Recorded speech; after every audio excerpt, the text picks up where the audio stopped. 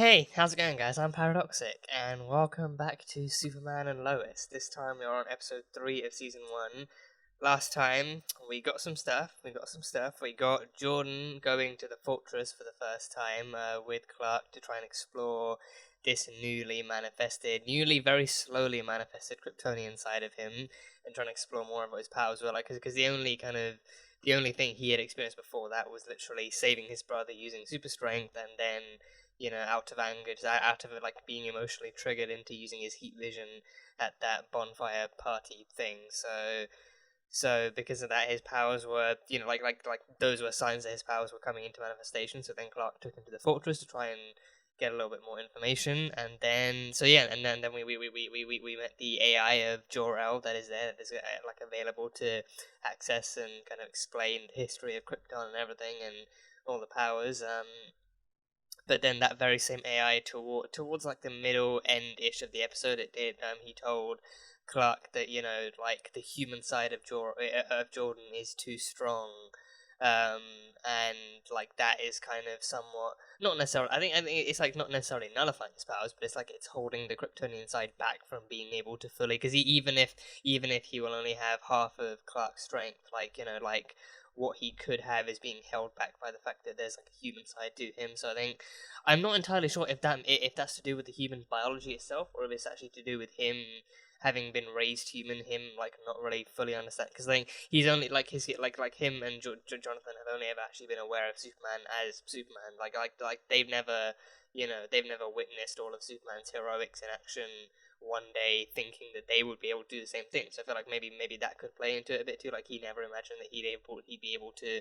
Yeah, and like the only times he's done it so far, he's literally been put into fight or flight mode, or like some kind of mental stress kind of situation. So I feel like with more time, then and also once he actually comes to understand the full weight and severity of his powers, then he'll be able to learn all the necessary things like actual execution and control and balance and all that kind of all that kind of good stuff. So he kind of had to deal with being told from the get go that okay, well, it's not really going to happen anytime soon at the very least. So don't try and get your hopes up too much.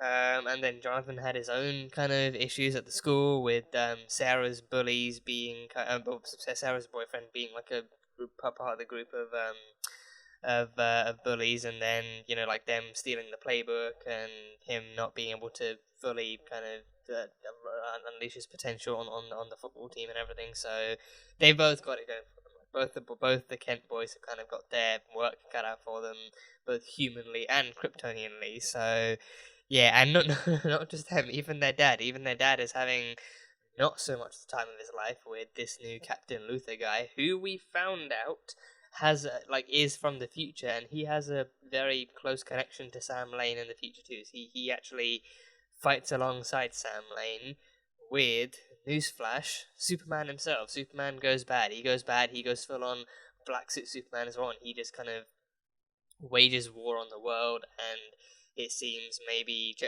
Sam Lane and Captain Luthor are a part of the army that's kind of like the last stand against him, or maybe one of the last stands against him. So that kind of, I think I definitely saw that episode before watching the Snyder Cut too. So that kind of prompted the questions. And I think seeing this and then seeing the black suit in Snyder Cut too kind of got me all kind of giddy, but then also a bit confused. Like, okay, so they're passing off the black suit in Superman and Lois as a bad thing, but then the one in Snyder Cut is supposedly it's actually he's still coming back as a hero. He's still helping the team. He's still a good guy. So kind of confused. But then yeah, I'm sure the black suit usage here will be fully and thoroughly explained here too, and it will be easy to understand once we get to it. But that was an interesting revelation too. So like he fought a war. He lost his world. He lost Earth to the power and anger of Superman, and then him and Sam Lane were like one of the few human soldiers and survivors left. So he's come back in time to literally prevent that future from happening. But then so far it seems like he kind of feels like he needs to take Superman down. So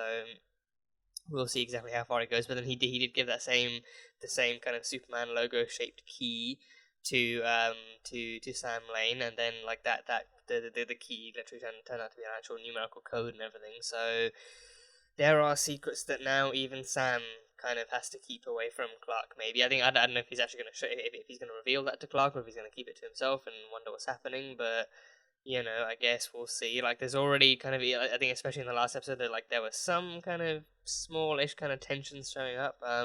Especially I think with the reveal that like Sam actually had the last of what was left of Earth's kind of kryptonite supply and everything. So I figured that would be a contingency plan against Superman, and maybe I don't know, maybe maybe he uses that on Superman, and then Superman goes bad, or maybe Superman goes bad because he then sees that maybe even after asking Sam to get rid of it, he still has. I don't know. Well, for whatever reason, Superman goes bad, and maybe the kryptonite itself will probably, or maybe it's like they try and get to it, but then they can't, or something. I don't know. Either way, Superman goes bad, and dude had kryptonite, so not the best mix. But Sam and Captain Luthor were in cahoots in the future, so that was a big no-no for Superman. His father-in-law working with his mortal enemy was a big no-no, so no surprise there. And speaking of the father-in-law is the actual father of Lois Lane. So Lois, also a very prominent part of the show. She confronted Morgan Edge at the thingamabobbly. I think that was last episode, right? I think she confronted Morgan at the that press whatever it was, that meeting, the town hall meeting thing and stuff. I think that might have been last episode. Yeah, I'm pretty sure. And then that happened, and then Morgan was revealed to actually have been taken over the Deadly Planet too. So then she couldn't even. So that, I mean, to be fair, she wrote like a pretty demeaning piece towards him. But then even the piece she wrote, he edited down to actually sound fluffier and more positive towards him. And then she couldn't, possibly go forward with actually publishing something that didn't feel true to her. So then she quit. She quit the Daily Planet, and then she's moved into I think it's the Smallville Gazette, like the kind of smaller newspaper chain in Smallville itself. So only one other person working there who just about turns out to be Lois's biggest fan. So hopefully it all works out. But yeah, so now Lois is. I think it would definitely be interesting if we could see Lois actually making a difference in Smallville, and then making that chain itself like a bigger thing, employing more people, like giving more people hope. And then because for all we know, there could be a bunch of journalists in there who maybe either lost their jobs, or maybe they just they don't feel like Smallville is like a town where they can actually get like a job worthy of their credits. But then Lois Lane comes along, publishes all these great titles and all these great articles, and then she gives people hope. So I think that would be a cool thing to see. That would be a cool upgrade to see. So only time will tell. So yeah, that is pretty much all I have from the last one. So on to episode 3, on to the reaction for episode 3, and with the reaction, this one will just be the highlights and the best bits of the episode. But if you guys want to catch the full-length version, that one will be over on Patreon, so you can catch that one over there. So yeah, Superman and Lois, season 1, episode 3. Let's go. Sweetie, this is an important decision. We're finally putting our own stamp on this house. If you make up your mind. I love the overalls on Lois. Yeah. It's a good look. Yeah, it's fine. Yeah? Yeah. She's gonna paint on him. Yeah, she's gonna paint on him. Oh, damn. Oh, Kryptonian versus Kryptonian. Oh, human versus human.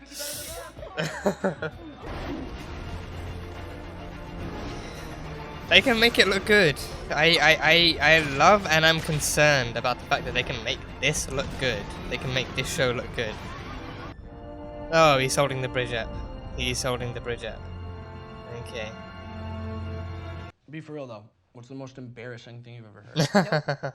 Not appropriate. Oh. Be honest, was there nudity involved? Oh my god. Maybe when you guys are older. Can he do that though? Can he really listen in on people doing it? Don't use my powers. Don't draw attention to myself. Oh, don't feed him after midnight. Hey. Oh, he's not. He's it's a important that we Kryptonian, don't not a draw fucking unnecessary gremlin. attention to our family.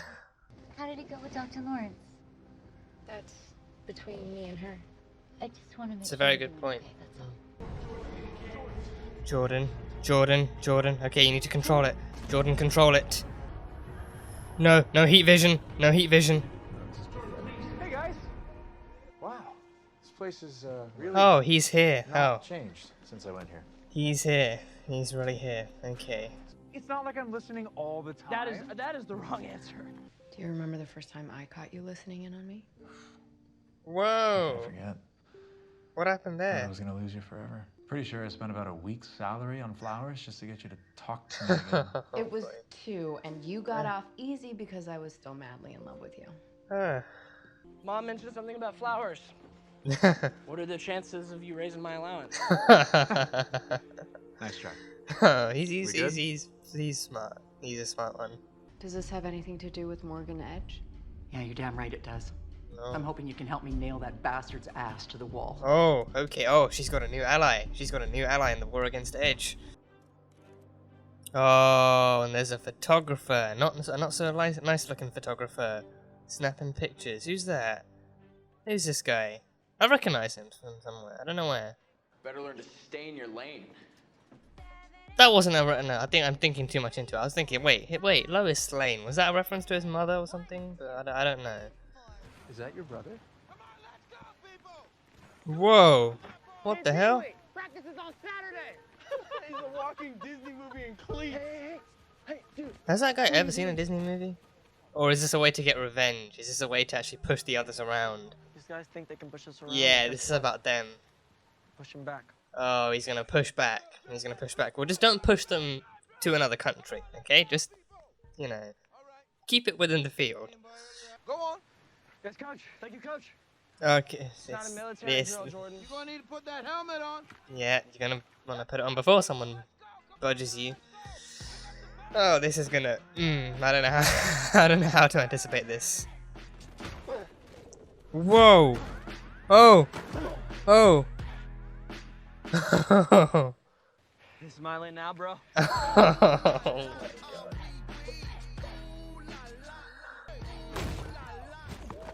Whoa! Because if he shows this level of skill, then the coach might easily just want to pick him. Yeah. You got the big cheese runny left for a little brother and you didn't say nothing to me? You give me 5 for keeping that from me. He has to run laps for not telling him he had a brother with... Uh-huh. Have you guys ever just wanted to change your everything? All the time. Not until I moved here. All the time. Dad sleeps on the couch every night. Sophie bullies all of the kids in her class, and you can't go to bed without taking a pill. I said that's enough.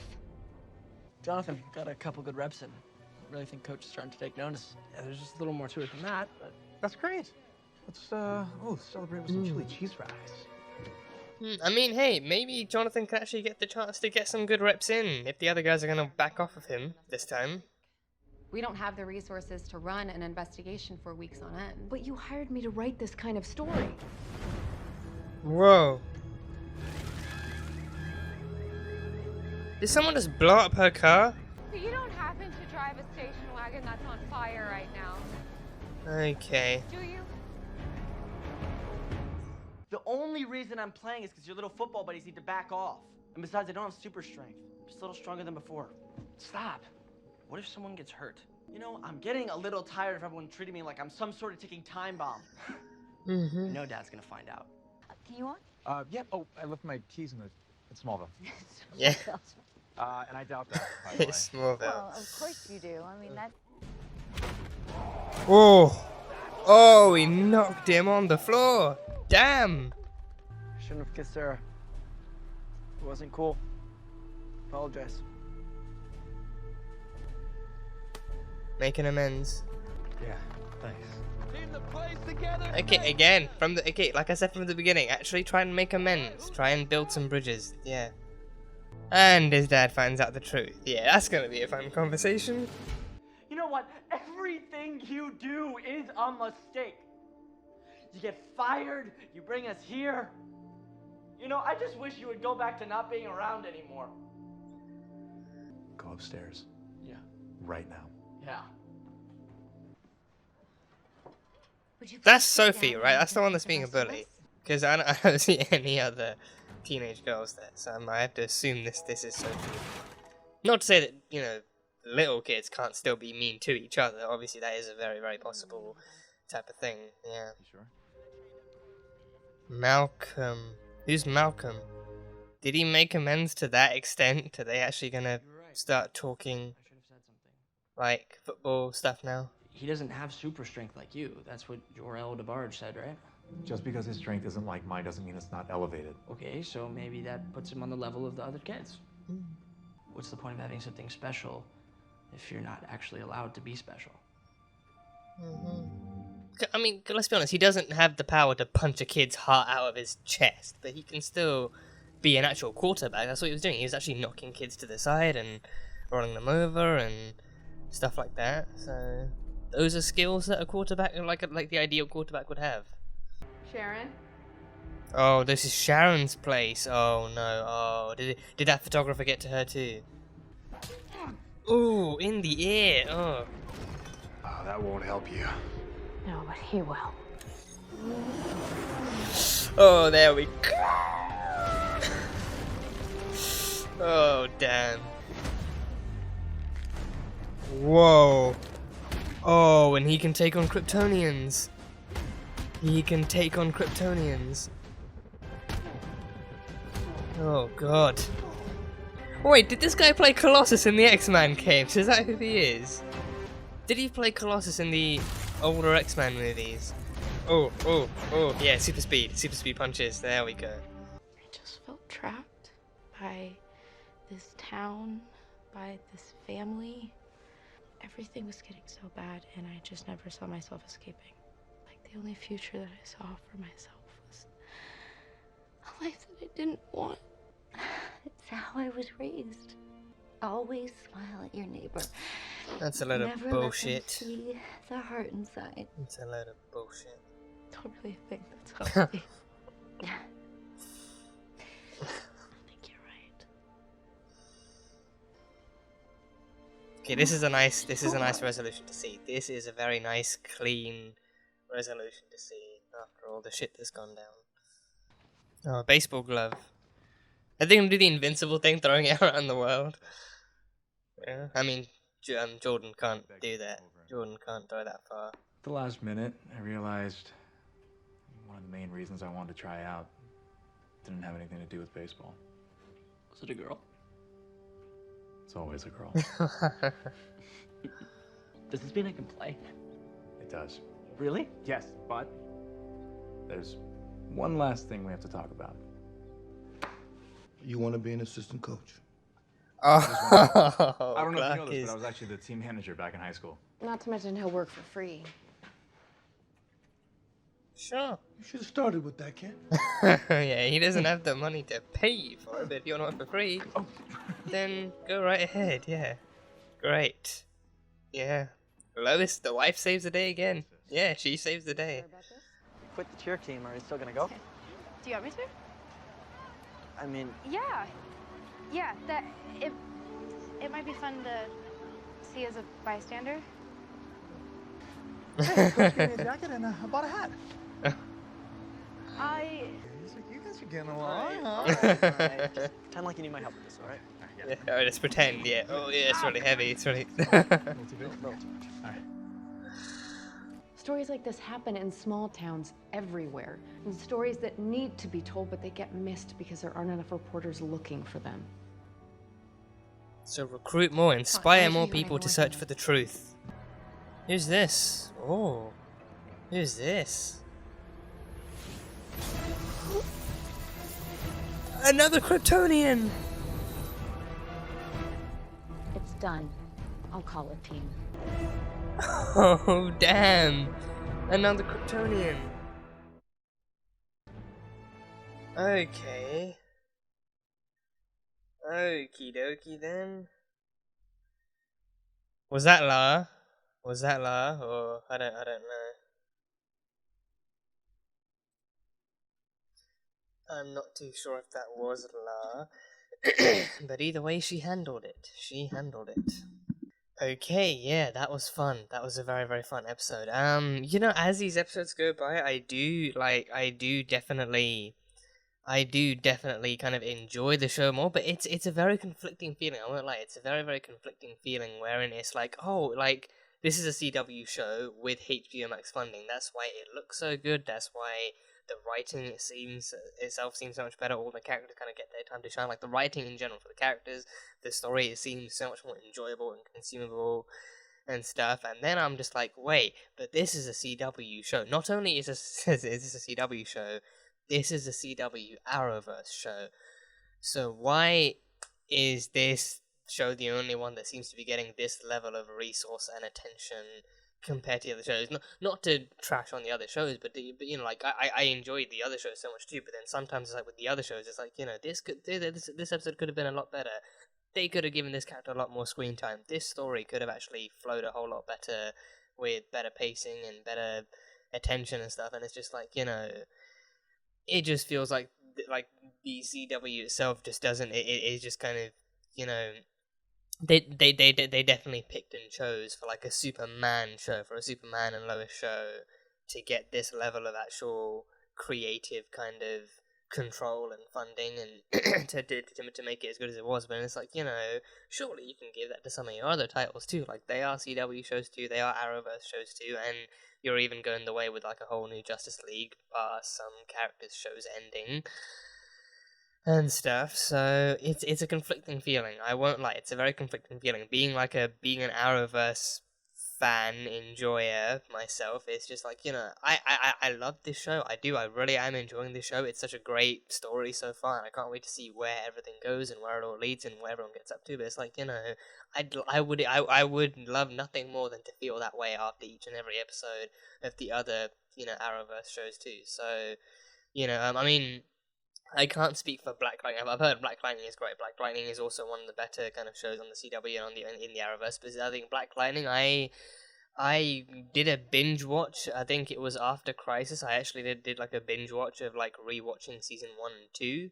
Actually rewatching season 2, because I'd actually kind of I'd kind of, you know, gone off the tracks with season 2, and then I need to kind of restart that to kind of, you know, see where everything was at. In season 1, I'd kind of still had fresh enough memories, so season 2 I had to do a rewatch, and then I think it was it was a good few months ago. I think it was a good few months ago that I actually, because I think Crisis was, when was Crisis? Was that this? Well, that wasn't this. I think, wait, Crisis. I think that was like the the beginning of this year. Crisis was the beginning of this year, like actually crossed it, because they actually went off on a break between Christmas, and then they came back after New Year's to finish off with 2 more episodes. So, or I think with 1 more episode, because I think the Legends episode was the final one. So then that one definitely aired. Because I think that one definitely aired after Christmas. So I think it may well have been this year. I think it definitely had to be earlier this year. So yes, I think it was after Crisis I actually picked back up with Black Lightning, started season 3, but I didn't really. I kind of again fell off the wagon again, like after like 2 or 3 episodes. Not because of like a lack of interest, but just because everything else going on.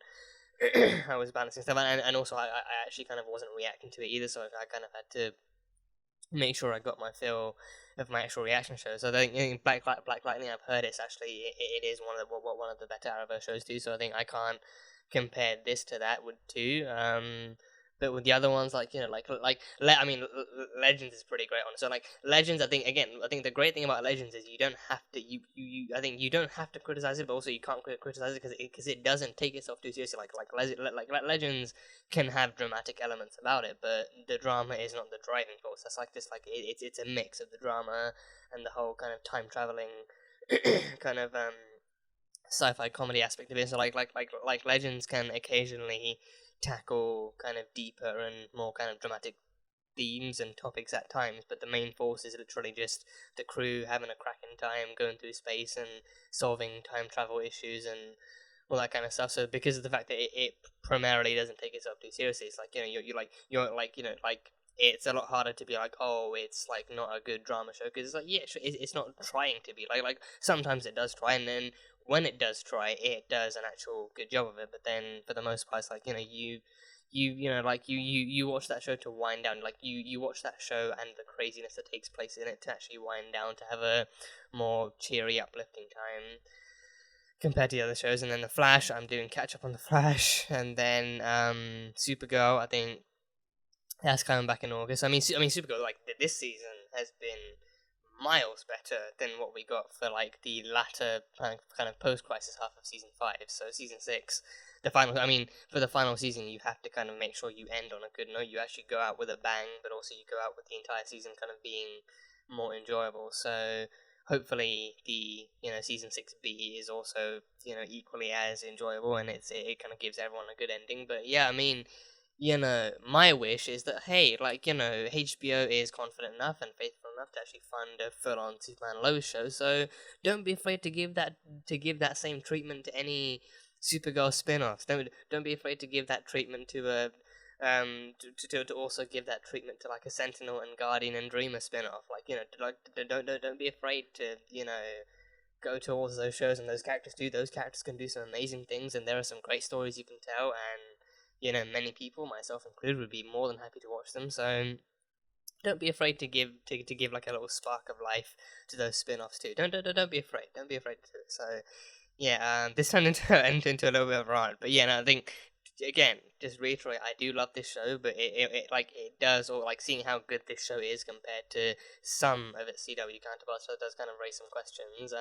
And I think again, it's not really surprising because I think Superman is the kind of the bigger kind of eye-catching name, but to be fair, Supergirl herself has had 6 pretty great seasons here and there, so like she has did despite having brought in Superman in season 2 and bringing him in here and there in places, like she still managed to make a name for herself, and she still managed to actually become and like a bit of a household name herself. So that's like props to Melissa and Kyla and Nicole and Katie and everyone who's actually worked on that crew too. So yeah, but then again, Superman is the one kind of like the arguably bigger, more kind of historically kind of popular kind of name in the franchise. So I guess then like that being the name the CW goes forward with, it's like again, it's like it's what you expect too. It's like are they gonna bring in someone who's like like just about made their mark, or are they gonna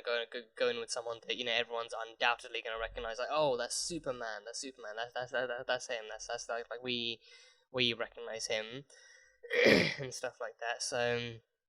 So yeah, but yeah, again, bit of a rant, but still no ill will intended. Just wishing everyone gets the same treatment. But yeah, no, this episode is great. This episode is great. It took me a while to get there, but yeah, this episode is great. And yeah, where do I start? I mean, I think the kids in this one. I think this episode took a great kind of look at the kids. This took a great look at the kids, primarily Jordan and Sarah. So yeah, I mean, I think it's not a trope or a kind of story arc or even like a character arc that stories have veered away from in the past. Like kids going through their own troubles, be they mental or physical health or like environmental kind of issues or any kind of issues they like they may have with the environment or the people, and like kids suffering like struggling with issues and not really being open about them. It's like it's not a trope, or like I'd say I'd say it's not necessarily a trope because it's something that even kids in real life and even teens and like adolescents can struggle with. But I think it's more of like an arc that's been explored over and over and over. Some people do them almost the exact same way. Other people do try and put like a somewhat more realistic spin on them. But then I think making it more realistic. I mean, with this right here, this seems really, like for me, this feels realistic. Like that alone, like their behaviors, their reactions, their kind of ways of actually treating the subject kind of seem somewhat more relatable and somewhat more realistic. And I think as the kind of ages go down, it's a different things. Like you definitely have teenagers and adolescents actually struggling more with mental health and physical health, and actually like opening up about various problems they have with parents and just like adults in general too.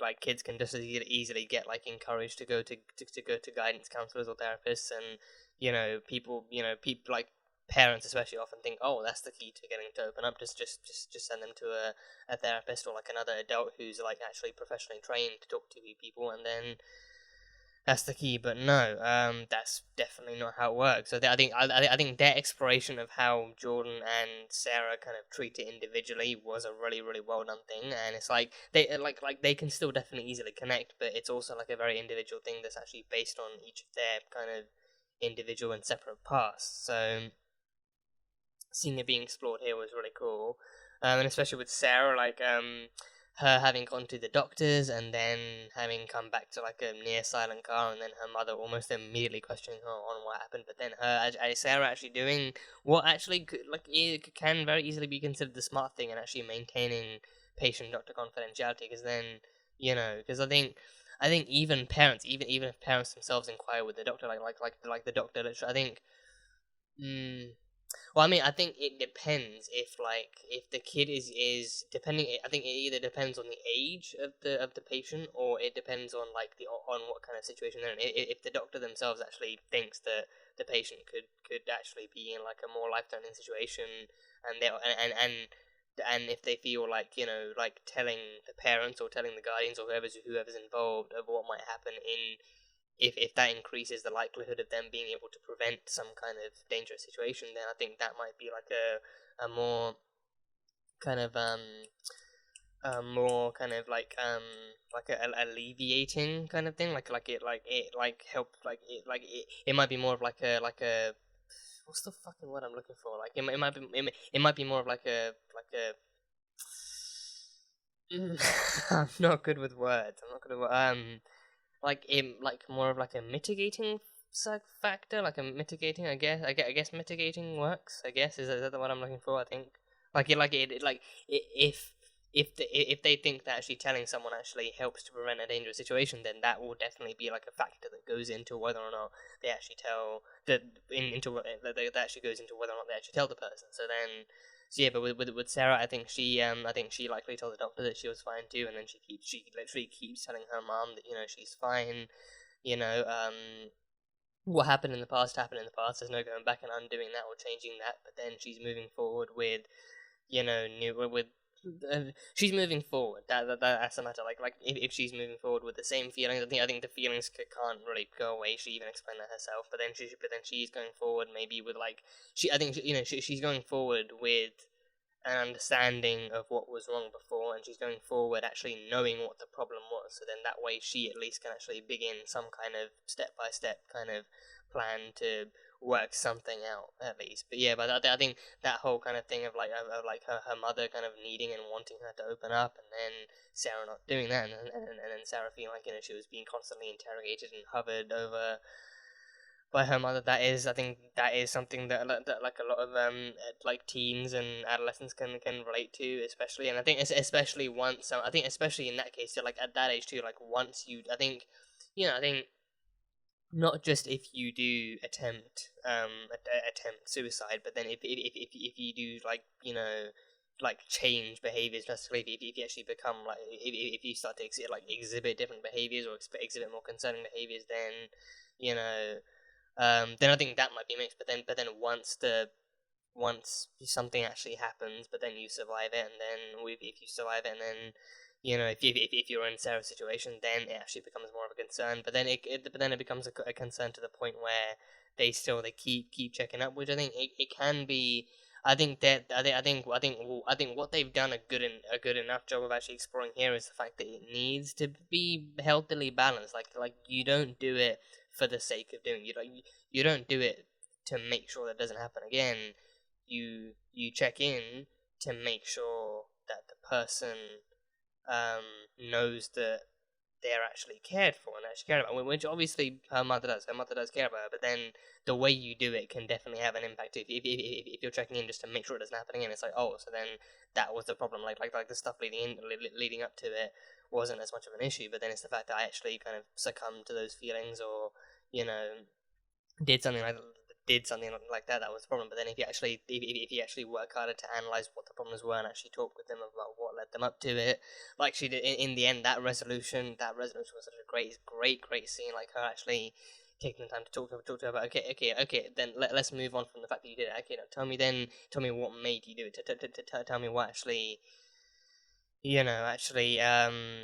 what kind of thoughts, what kind of steps, what kind of events actually led you into that position. So then it's like, okay, so we've accepted it happened, but then let's actually look at what made it happen, so we can actually tackle those problems in the future too. So that resolution kind of encompassed all of that. It actually encompassed all of that. And then actually Sarah then actually realizing, okay, now would be like a time to open up, because then clearly she actually wants to listen, she wants to hear, she wants to know, not just to be aware, but actually to be able to understand too. Like, understanding and awareness is two different things too. Being aware just means that you know about something, but then if you understand, then that means you're actively learning more about what the person has been through, and you're actually, coming to terms with, who that person is, what they've been through, and why stuff actually matters to them. So again, it's really greatly written. It's really greatly written. It's written in a way that you can.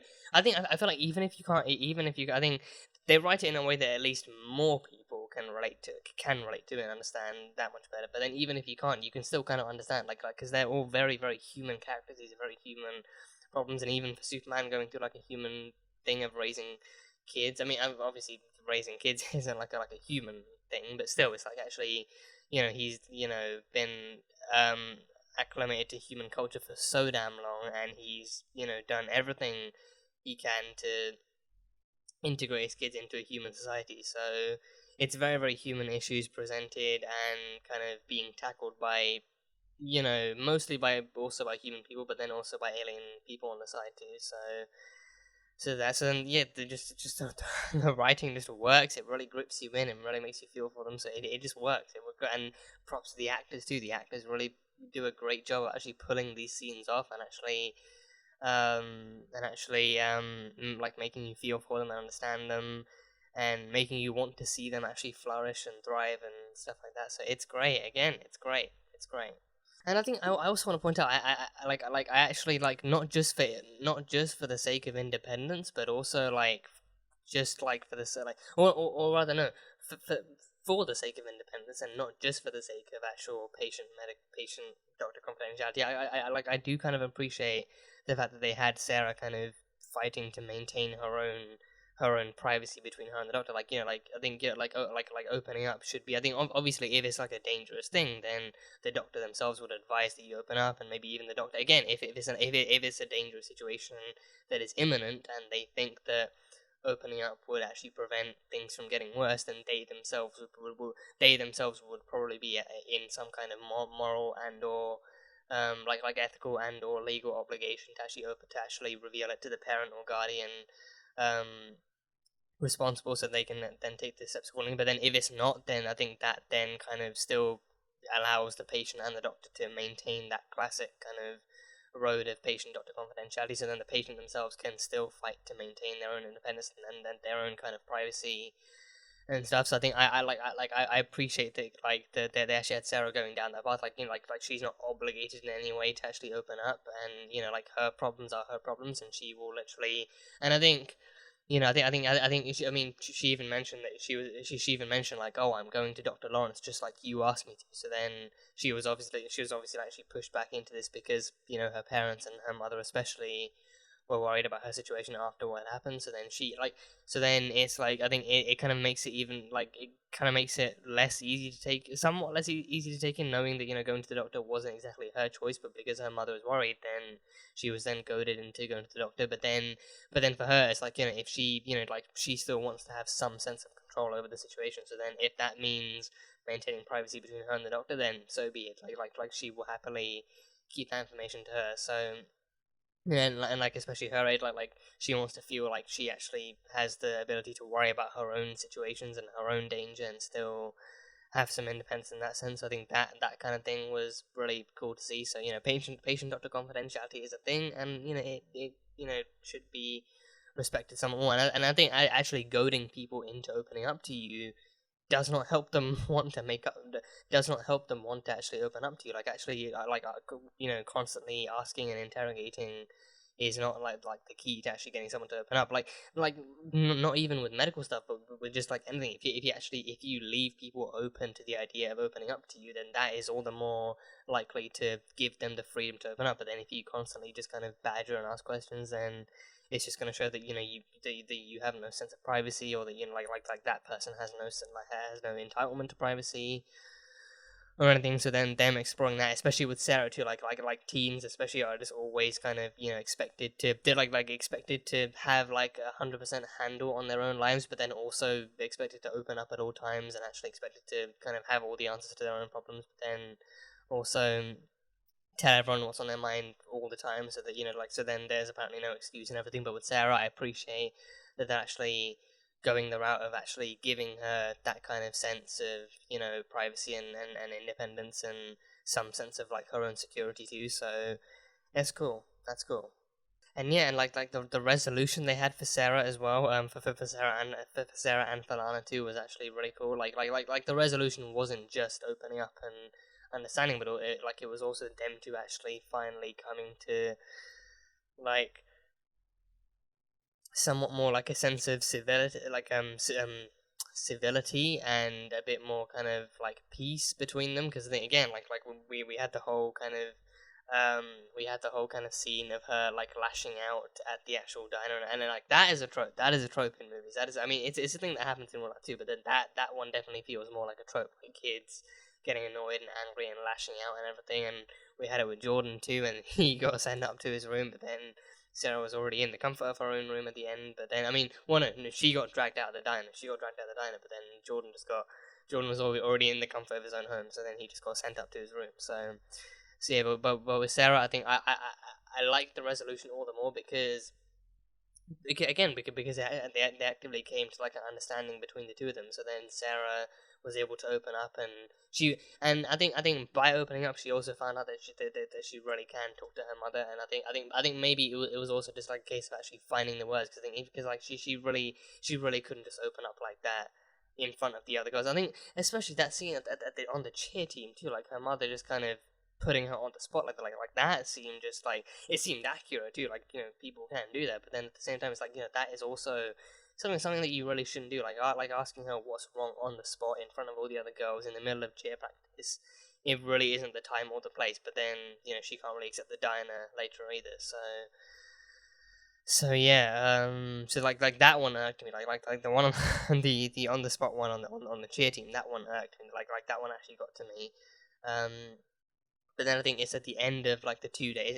It's the end of the 2 days, and like she's in bed, she's listening to music, and then finally she's in like a safer space. And then by that time too, she's likely had like a bit more time to think, and she actually feels somewhat more comfortable opening up. So I think like despite being badgered constantly throughout the episode, at that point she still had time to try and put into words exactly how she felt and exactly what she thought. And then it was just them two in her room, just in a safe space, safe environment, no judgment and everything. So I think I don't know if I would call that development. It's just, again, it just feels like a resolution. It feels like a resolution after minutes of just crap and shouting and all that kind of stuff. It feels like it finally feels like an actual resolution to what they were going through. So then Sarah can actually open up about how she felt, what she was going through, and stuff. And it's nothing. Again, it's nothing super special. Like I think that's also one of the things. Again, it's one of the things I love about the show. Is the fact that they're actually taking such human problems and still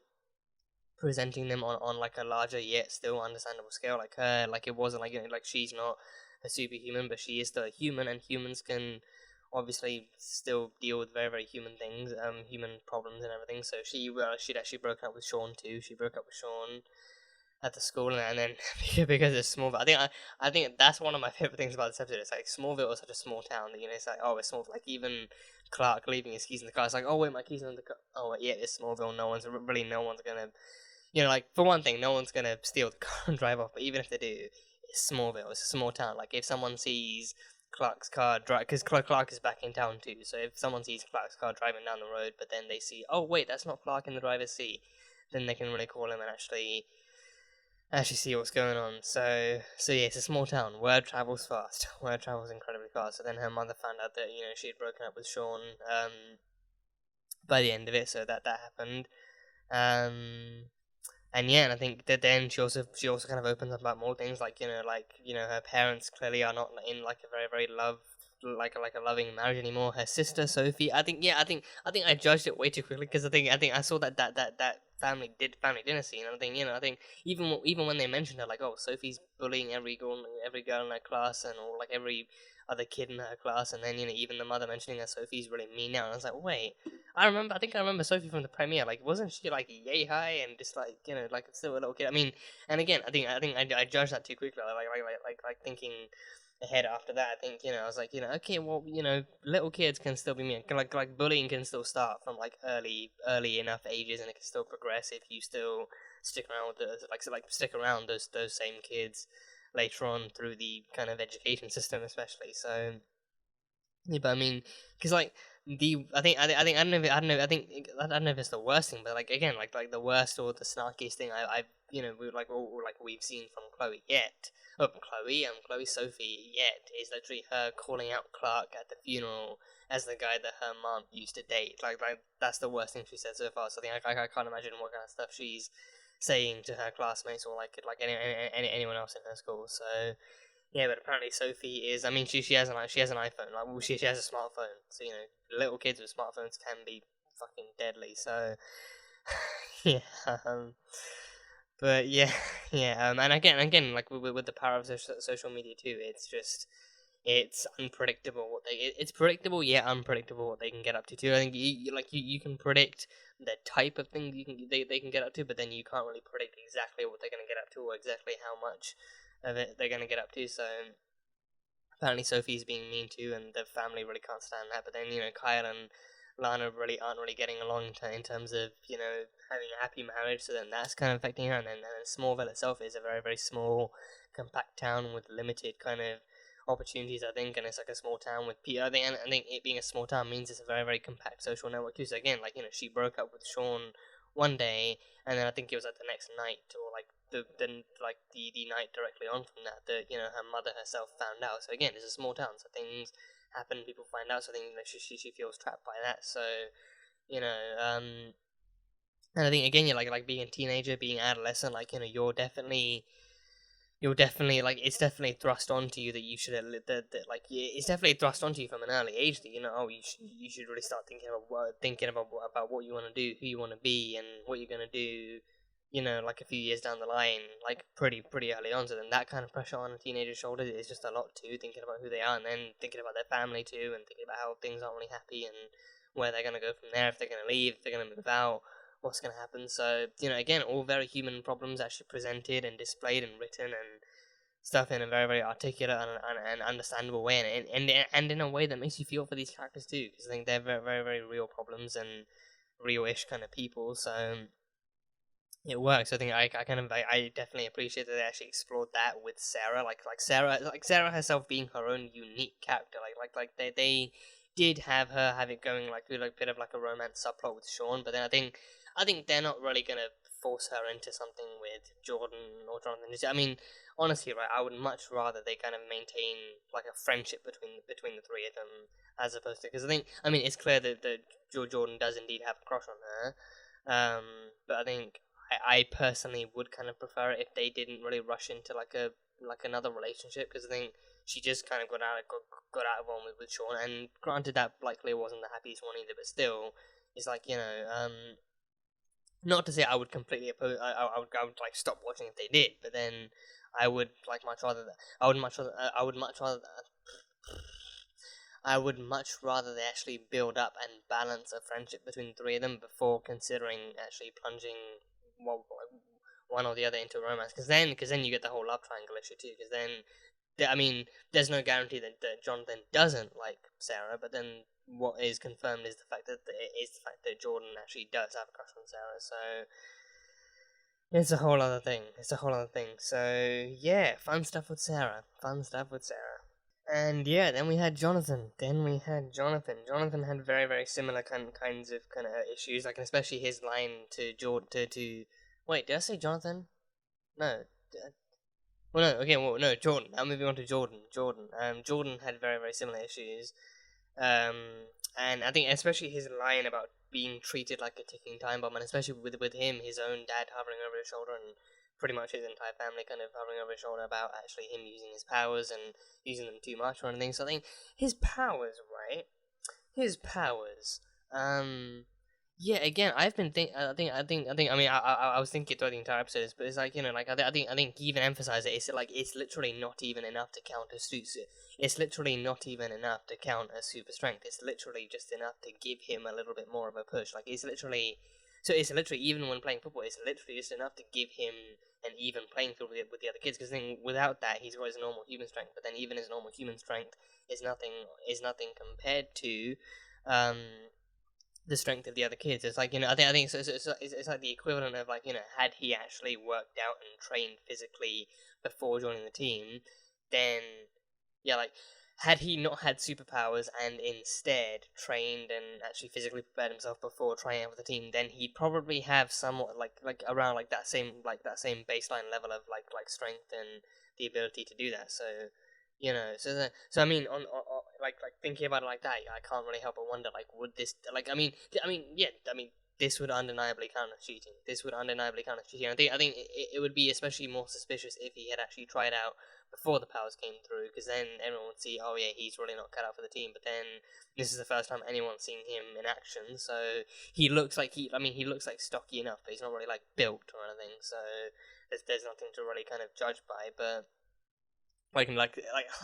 since no one's really seen him play before, but then I think he did kind of get pushed around, at the bonfire, at the bonfire thing. But then even then he was caught off guard and he was still already on the floor, and they were easily kicking the crap out of him and stuff. So that was happening. And then Jonathan came in and he has the actual physical human strength to push and shove and everything. So the attention wasn't on him afterwards. So with this one, I think it literally is just that, like, he has just like a little bit more strength. Like, he has the amount of strength I feel like he likely has the amount of strength he would have had he worked out instead of gaining powers. Had he worked out and actually trained himself with, with those same techniques, then he'd have pretty much that same level of strength and stuff. So it's like, again, it's a push, but not enough to actually pass him off as like something that's like non-human. Like maybe like even if not specifically Kryptonian, like it's not enough to actually pass him off as like completely non-human. So it's nothing that the others would bat there. I mean,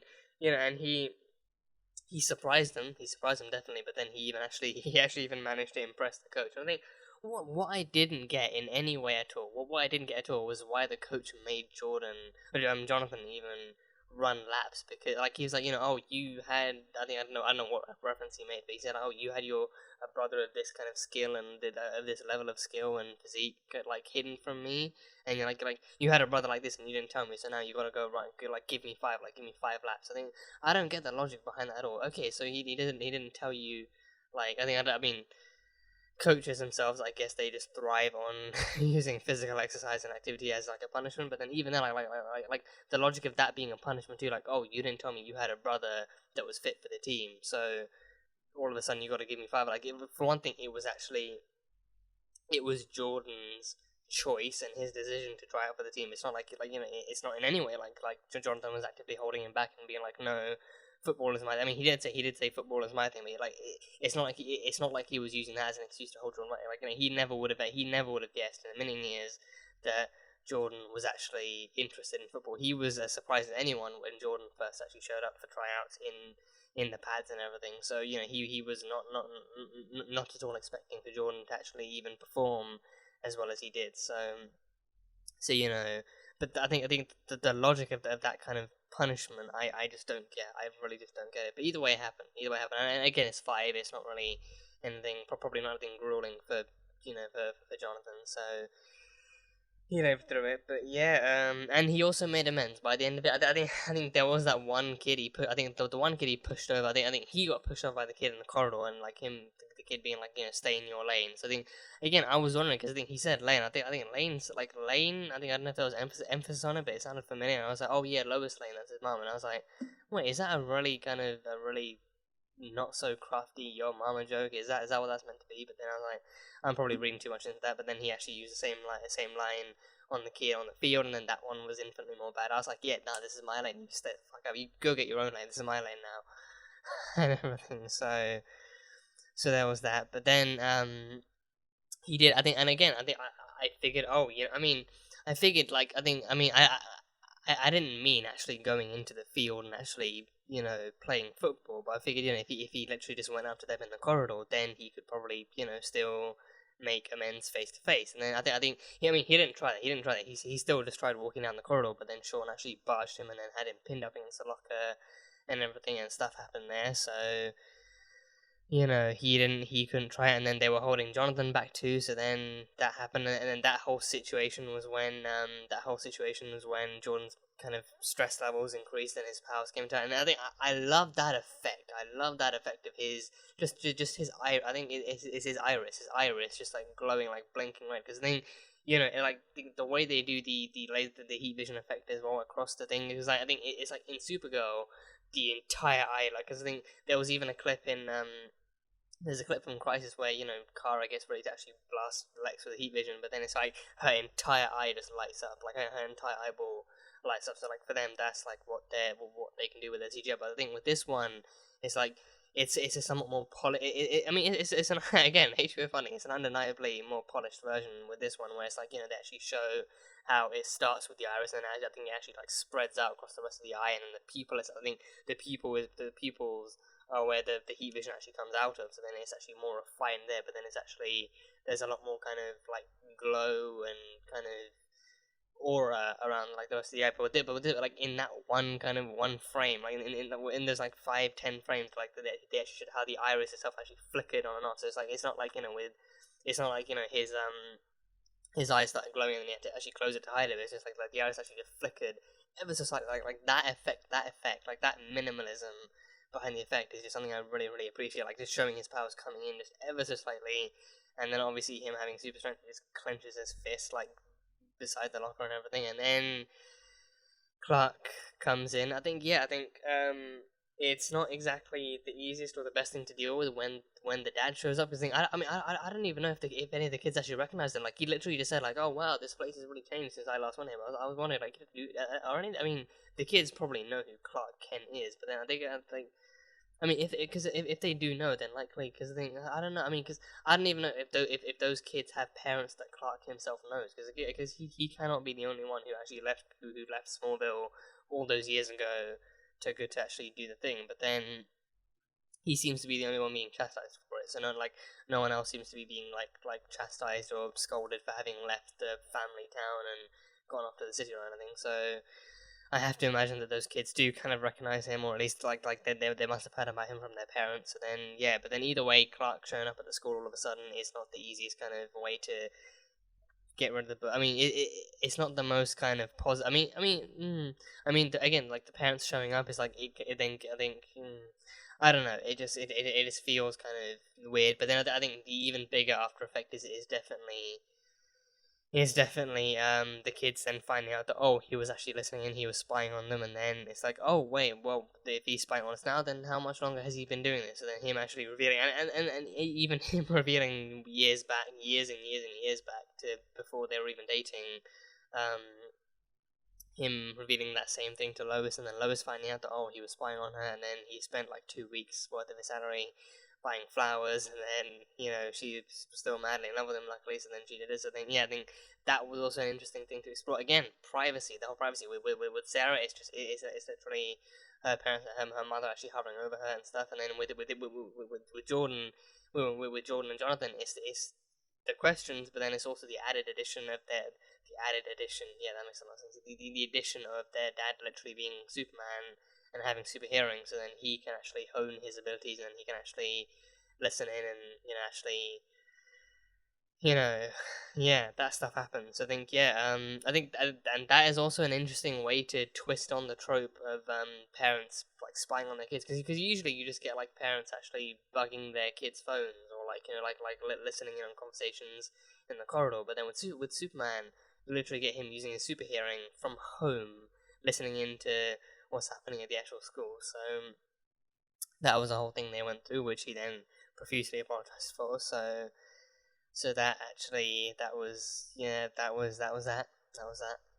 And then with Jordan, he has the problem of being treated like a ticking time bomb. So everyone, like his brother, his mother, his dad, they're all just worried that, you know, he's I think they're all worried that that they don't know what the accurate actual power, like levels of his power are, like what the actual. Because I think he has heat vision too, so I think that they're like just as worried that if he does get pissed off enough, then he will probably use his unleash his laser vision, his heat vision on the field and end up tearing through some guy's body or something. I think, I think with this show they can somewhat more accurately make the heat vision look more similar to something like Homelander or something like Homelander's heat vision. He actively tears through shit. He can, like, we've seen him slice people in half and into bits and pieces and everything. So with this one it feels somewhat more accurate too. And I think I think it was in the last episode with the Black Superman scene, like we saw him tearing men in half in the trenches, like him actually just like getting them all in a line and then just tearing them all down, leading up to Captain Luthor and Sam Lane. So with the laser vision, with the heat vision, I think especially because of the fact that he's going into school, which is again with or without those kids, it would still be like in this incredibly stressful environment. And then of course when the heat vision went off last time, he was incredibly stressed out, so he was emotionally triggered. So you get why they're doing it, but then it's no different from how Sarah is being kind of harassed and badgered into opening up about her issues, like with Jordan. He's being constantly monitored and being treated like he has no freedom or no control over his own powers, and he's being not really being given the chance to prove himself, but also not just that, but also just being treated like he's an actual like a grenade, not necessarily like a nuke, because that would be more accurate to Superman's powers itself. But then for him, it's like, oh, he's like a grenade ready to go off at any given moment if someone pushes him too far. So he has that whole problem to deal with, and then actually proving that he actually can handle himself. But then, surprise, surprise, he actually finds out that football actually works. Football for him actually works, and he was even being congratulated and actually given pats on the shoulder and the back by the other players, and he was actually being cheered on. So I think it's a huge step up for him for having struggled with social anxiety for so long. He's actually finally making friends. He's actually people are actually seeing him as an actual talented football player and as an actual person. And then he's even, again, at the end, he even made amends. Even after tackling that guy, after even wiping Sean off the floor, he even actually did kind of hold out his hand. He even did apologize. He did apologize for kissing Sarah and everything. So, he actually did, even say, I apologize. And then Sean accepted it. I thought Sean was going to try a thing where he actually knocks the hand to the side and says, oh, this doesn't make us even, or maybe he even actually tries to pull him down with him. But no, Sean was civil. Sean was actually civil, and he actually took the apology, and they actually, made amends and everything. So again, it's cool stuff to see. It's really, really cool stuff to see. So that was fun. And yeah, I think the resolution for that, for that half, for Jordan at least, was the fact that with Jordan, he's still kind of reeling and he's not really up to par on actually opening up and stuff. And I think him lashing out again, he got sent to his room, so I think he's not really kind of as good, I think, with opening up to his parents. I think he's been shown a lot more. He's been shown a lot more actively kind of lashing out at his parents or actually being angry. So I think with him opening up is somewhat harder, knowing not to say that he's been through worse than Sarah, but for him, he's just kind of processed things a lot differently. So opening up with him is just something that he's not really as used to, and he's not really, he doesn't really know how to do it. And then add that with the fact that Clark just really doesn't know how to get through to him. But then finally, sports is what they have. So I think I'm hoping, after the whole reveal with the baseball and the gloves, and I think I'm hoping that even when they're at home, that's how he can get him to open up, actually engage him in some physical activity, get him to just play catch, and then they can actually have conversations in the yard while they play catch and everything and stuff. I mean, I was thinking, oh, maybe it would be like Invincible where they just throw it across the world, but then if Clark did that, for one thing, Jordan might not even catch it accurately, but then he does not have the strength. He can maybe throw it across he can maybe throw it across half the field or something, but then he could not actually return that kind of worldwide, global style throw. So no, but then it wouldn't even need to be that. Literally just a casual game of playing catch in the yard would easily be the best way to get them to open up to each other and actually get them talking. So that might be the key. That might just be the key. But then Jonathan himself identifies to. I mean, it's led to that by the fact that Jonathan himself identifies to Clark that, oh, football is Jordan's thing. Ironically enough, football is Jordan's thing. He excels at it physically, and he's even making friends because of it. He's even talking. He's actually opening up, and I think especially because of that too. I think like physical activity itself can be a great way to actually vent and to release stress. So then sports, exercise in general, is a highly recommended way to kind of like a recommended form of physical kind of therapy. Like even if you're not actually going to like an instructor, but just like going for a walk, going for a jog, actually doing weights or anything like any kind of physical activity is recommended. And then if you actually join like a sports team, then that can actually help you regulate something more routinely and actually help you, and again like actually getting you to interact with other people and actually improving social skills and everything. So like, I mean, as long as you're actually around the right people. If it's toxic people, then that's definitely not going to help. But then if it's actually around the right people who are civil and they understand how you are and who you are, and they understand your own needs and your own strengths and weaknesses, and they actively push you to be better and not just kind of pushing you to stop being bad, then because pushing someone to stop being bad and then pushing someone to being better are two different things too. So I'm hoping Jordan actually does kind of is able to engage with other players. I mean, he even got a text from, I think it was like Malcolm or something. I think like someone who said, oh, you want to talk defense, maybe you want to talk defense and like different techniques and everything. So he's already kind of talking with the other players on the team about different tactics. So I think he actually might need to actually have a glance at the playbook and be like, okay, I mean, yeah, I'm good at this kind of stuff, but then I've actually never really played football before, so he actually needs some actual proper training and everything to understand how the game works. So that kind of stuff should be good to look forward to. But then them coming to that resolution for him, actually identifying that Jordan has actually finally managed to find something he loves, and something that might even get him to open up and everything, and actually something that might help him feel accomplished and everything is just super cool. So yeah, we love that for Jordan. And yeah, I think towards the beginning of the one too, I think like an incredibly interesting kind of question to ask was Jonathan's question after Clark explained his ability to actually hone in on certain sounds and choose which ones he hones into, and then Jonathan instinctively asking him, have you ever heard anything inappropriate or something like that? I think it's a question that gets back, like, has Clark ever really actually, like, even accidentally, has he ever actually accidentally, like, honed in on something? Because I think we've seen it happen on Supergirl. We've seen it happen on Supergirl. I mean, with Supergirl, we've seen her reaction to straight people having sex, like her listening. I think it was no, it happened twice. It happened twice with Supergirl. Like, yeah, it happened twice with Supergirl. Like, first it was Win and I don't know who it was. I think Siobhan. I think her name was Siobhan. Was it like Siobhan Smythe or something like that? I can't remember exactly what her name was. Like she turned into Banshee. Like season 2, she turned into Banshee. It like she was in the Flash crossover episode, like the first Flash crossover episode.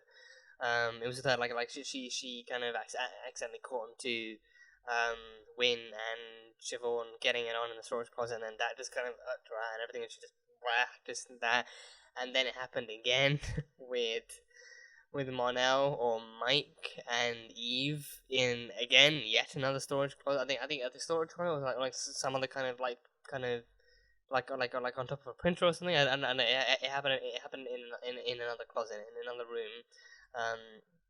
She again, like her hearing kind of caught something unusual, and then she actually honed into it a bit more. So I think with her one is like I think with Clark, like he can kind of like I think he has a bit more control where he can actually scan across and hear somewhat accurate sounds, but then he can hear clearly enough to immediately choose what he hones onto, what he hones onto.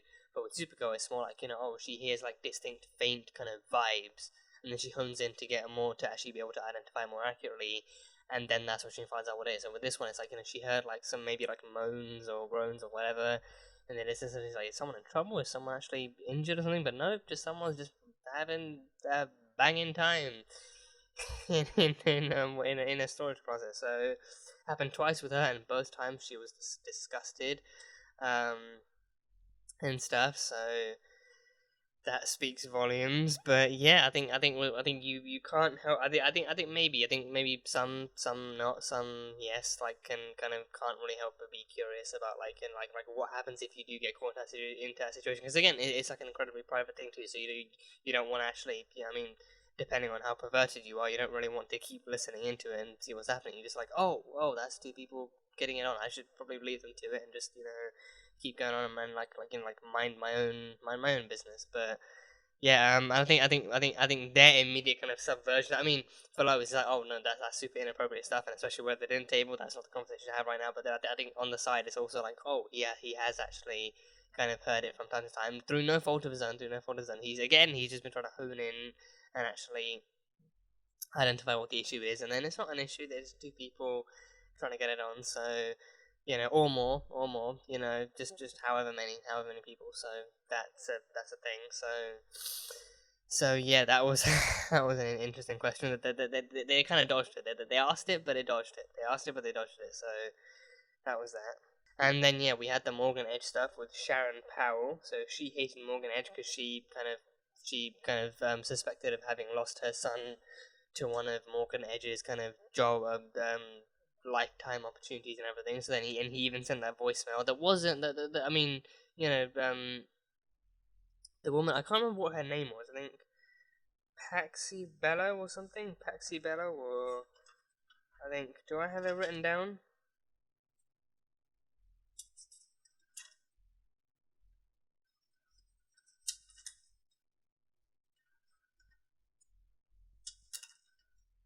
Okay, I don't have it written down, and it's probably in one of my other books. But I think the editor who the other editor who works at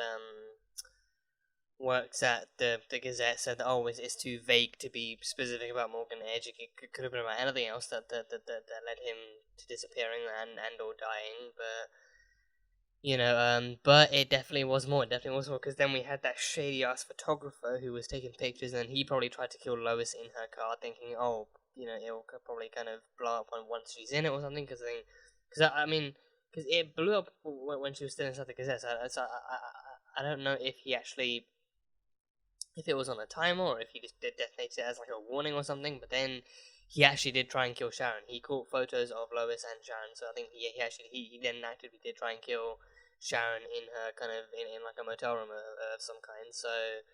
So then that happened. So I think it might have been like it might have been a killer it might have been a kill attempt that only actually worked on one of the two. So there was that. So then yeah, and also then the actor, he seems so familiar. I think I'm pretty sure. I'm like 70-80% sure. Years have passed. He's changed. He's grown older, and he has facial hair this time. But I'm like 70-80% sure that's the same guy who played Colossus in the original X-Men films, in the originals, and also in Days of Future Past. In Days of Future Past, he played him too. So I'm pretty sure like it's that same guy. So I can't remember what his actual name is. Like something Rasputin, because he is Russian. He is Russian, and Colossus is Russian. So I think something Rasputin. But I mean, the character's name anyway. Like the actor's name, I'm not too sure. But I think again, he looks so much like that guy. He looks so much like that same character. So I'm kind of presuming it's the same actor. But then even in this one, he plays a superpowered being. He can take on Superman. He had the strength and the endurance to take on Superman. Superman was punching him, and he was stood there like an actual brick house, and he was taking punches to the face and the chest and everything, and stuff, and nothing was working. So then, and he even managed to knock Superman out. He even managed to temporarily beat Superman down into the ground until he was knocked out. So he had the strength to do that. And then Clark actually, you know, I love the shots, right? I love the actual cinematography behind the Superman entrances. Like, he actually bursts through a wall, but then there's like a rotational kind of freeze frame thing where you see the debris flying out through the air, and then you see Superman with his kind of, you know, like lunging at the enemy and stuff like that. That rotational kind of freeze frame thing is just such a cool way to do the entrance. And then he comes back up, and then he actually uses his punch, his strength and his speed, and even his freeze breath to try and take the guy out. So then that works. So that was cool. And then the guy was killed in the end. So he was killed by presumably another superpowered assassin working for Morgan Edge.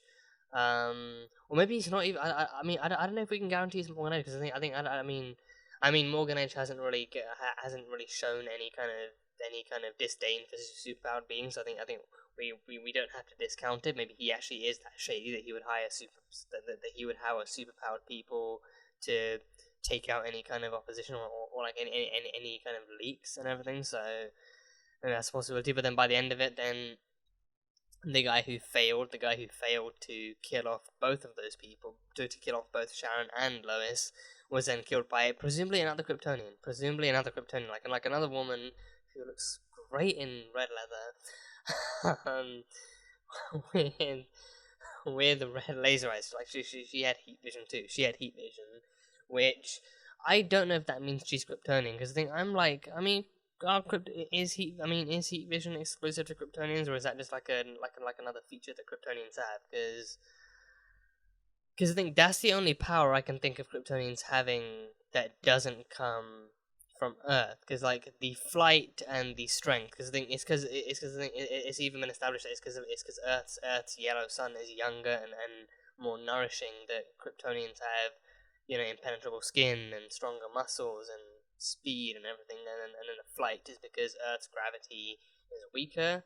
But then the heat vision, they still absorb the sun's radiation, like they still absorb the sun's radiation, which gives them, which actually allows them to store that energy and then redistribute it as heat vision. So then that comes to that. But then is that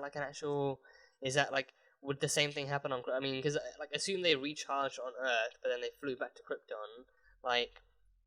Obviously, flying and punching and all that kind of stuff, almost anything will actually use up their power. But then, the majority of that power is taken up by them expelling heat vision or expelling heat through their eyes. So then, say they recharge on Earth, but then they travel back to Krypton. Would they still have that same energy stored in them and be able to use the heat vision on Argo or something? Is Argo even a thing here? Is Argo City still a thing?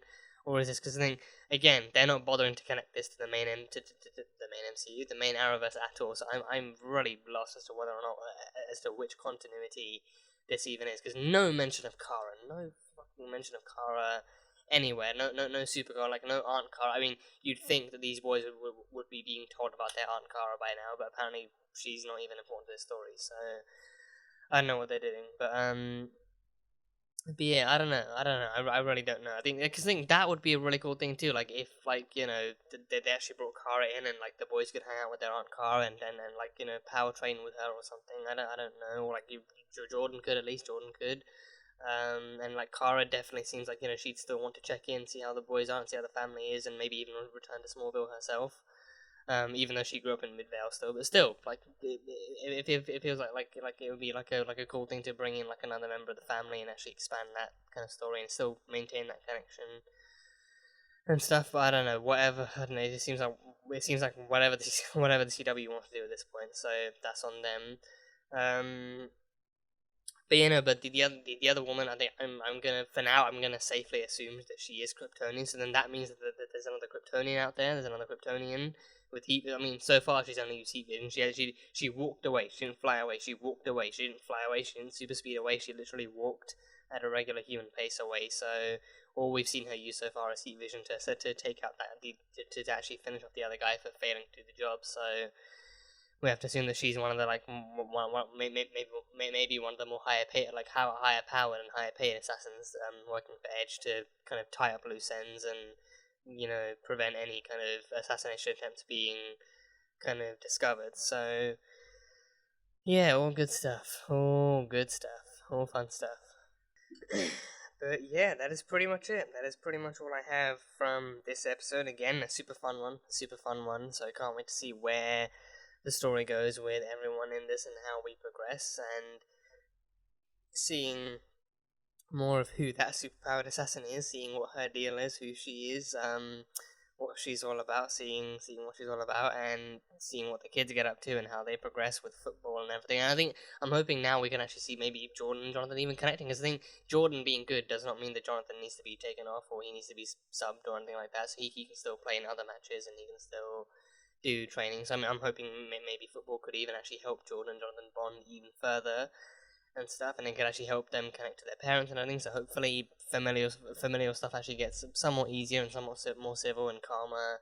We literally opened up with a fun scene of them actually painting the room and everything, and then he was called away on a disaster. So hopefully we can have more fun family bonding moments like that and everything. So hopefully everyone gets their time of peace and happiness and union and everything, so they should be fun. But yeah, that is pretty much all I've got. So that was Superman and Lois Season 1, Episode 3. So thank you guys, as always, so much for being here and for watching this video. If you guys enjoyed it, then salt and burn that like button. Comment on what you thought of the episode and what you think is coming up next time on Superman and Lois. Once again, the full-length reaction will be coming up on Patreon, so you can go catch that one over there. And yeah, that is it. So, I will see you guys next time.